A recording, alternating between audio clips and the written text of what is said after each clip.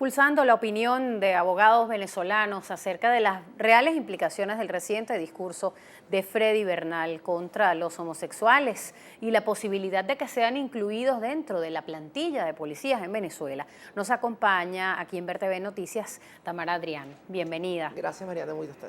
Tamara, bueno, interesados en conocer como abogado venezolano que maneja todos estos temas del respeto a los derechos humanos, del respeto a los derechos constitucionales, ¿qué implicaciones reales tiene este discurso y qué lectura le das a las disculpas que luego ofrece Freddy Bernal tras lo dicho? En primer lugar, el discurso es homofóbico.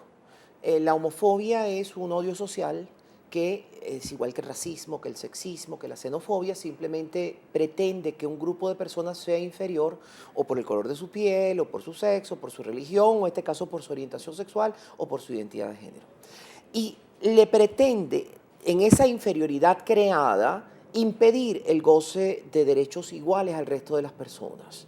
La Sala Constitucional del Tribunal Supremo ya había interpretado desde el año 2008 que el artículo 22 constitucional incluye la protección contra discriminación por orientación sexual. Los cuerpos de policía judicial a través del Ministerio de Interior y Justicia habían dictado un reglamento sobre igualdad y equidad de género en los cuerpos de policía nacional, estatal y municipal, en el cual se dice expresamente que no son aceptables las discriminaciones contra los funcionarios y tampoco contra las personas, ni por su sexo, ni por su orientación sexual, ni por su identidad de género, con toditas sus letras. Por ende, el discurso de Bernal está incumpliendo esas disposiciones tanto constitucionales como de rango sublegal y por ende están perpetuando el desprecio hacia un grupo de la población y además hubo un tema que quizás pasó un poquito más por debajo de cuerda, que fue decir, pueden estar en el Ministerio de la Cultura, buscando perpetuar los estereotipos de género según la cual por una persona gay o lesbiana no tendría capacidad sino para desempeñarse en las artes, por ejemplo, de cualquier tipo. Ese es un estereotipo.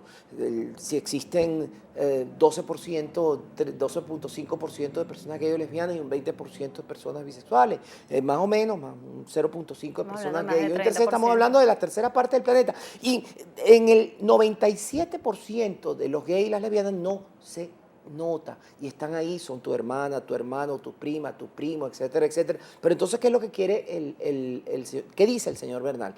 Tiene que dar el ejemplo. Por ende está diciendo que la persona que es gay es moralmente inferior que el heterosexual y por ende lo que él dijo es algo que, por cierto, no desmintió en ese comunicado, supuestamente señalando que pedía disculpas, pero en unas disculpas donde no se rectifica y donde realmente no hay un propósito de enmienda, es nada.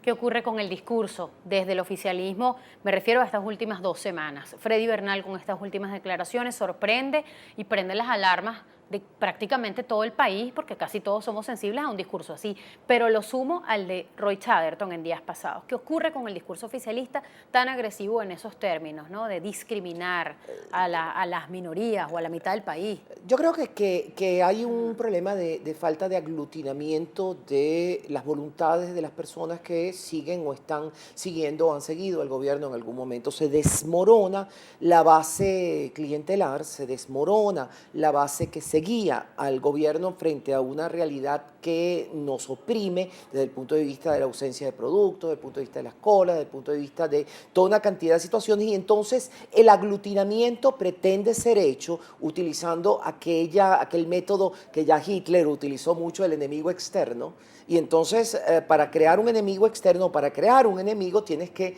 crear dos partes. ¿Y dónde buscas ese enemigo? En cualquier lado.